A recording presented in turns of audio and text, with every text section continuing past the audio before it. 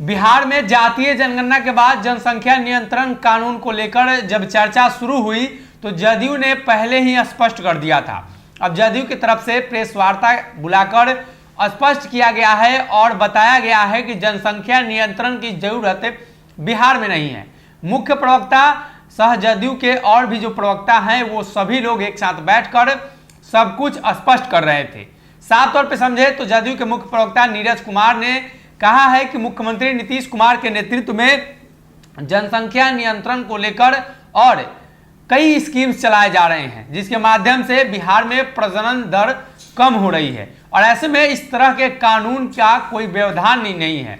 उनके बयानों को सुनिए। भारतीय जनता पार्टी और भी जो दल हैं जो खास तौर पर जनसंख्या नियंत्रण कानून पर चर्चा कर रहे हैं, उनका नीतीश कुमार की तरफ से अब स्पष्ट जवाब आ गया है कि जातीय जनगणना के बाद जनसंख्या नियंत्रण पर कोई सवाल ही नहीं उठता है।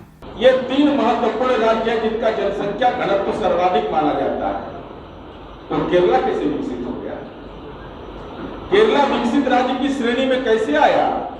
प्रजनन दर को नियंत्रित करने में अगर सर्वाधिक देश के अंदर में कमी लाया तो केरला लाया। वो कौन सा मेथड है?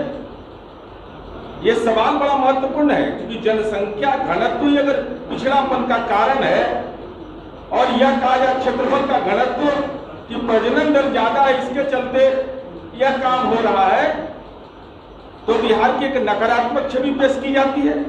तो हमारा सवाल उनसे है कि बिहार, बंगाल और केरला 3 राज्य का जनसंख्या घनत्व ज्यादा है, लेकिन केरला ने प्रजनन दर को कैसे सबसे कम देश में नियंत्रित किया, सबसे अच्छे ढंग से नियंत्रित किया है और विकसित राज्य की श्रेणी में है।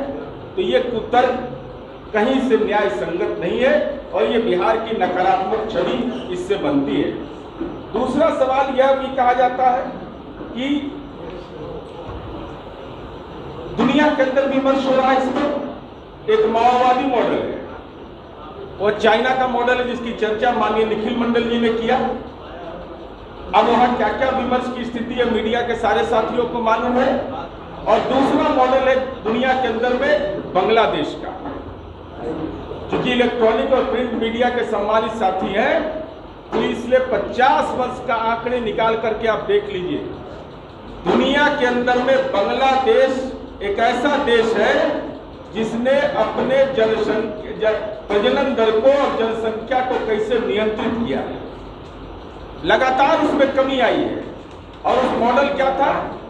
वह मॉडल था जन जागरूकता का, शिक्षा का, स्वास्थ्य का, कैसे उसको हम एजुकेशनली इंप्रूव करें।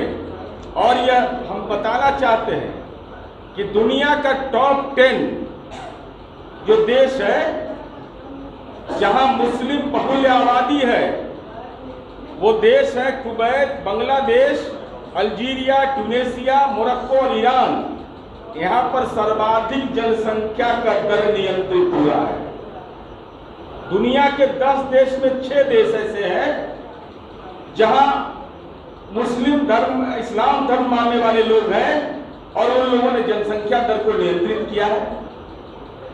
और एक माओवादी मॉडल है, तुगलकी फरमान चला था वहां कि अगर आपको 2 से अधिक बच्चे होंगे, 1 से अधिक बच्चे होंगे तो आपको सरकारी सुविधाओं से महरूम कर दिया जाएगा। अगर ये वीडियो पसंद आई और वह बिहार के राजनीति और बिहारियत से सरोकार रखेनी तो सब्सक्राइब बटन दबा के चैनल के सब्सक्राइब कर ली। ओजे एगो घंटी बा, ओकरा बटन दबा देला से कुल सटीक और मारक खबर रुआ मुफ्त में मिल जाई।